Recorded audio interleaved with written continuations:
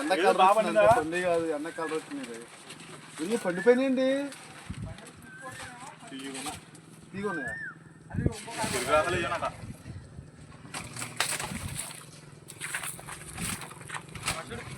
పండితులు తీరాన్ని పచ్చి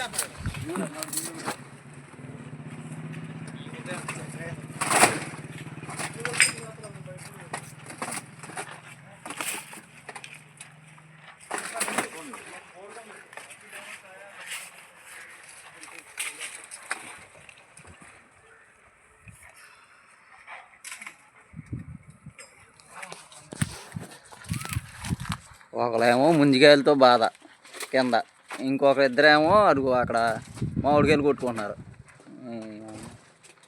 పనులు లేక ఇలా తయారయ్యారు జనాలు.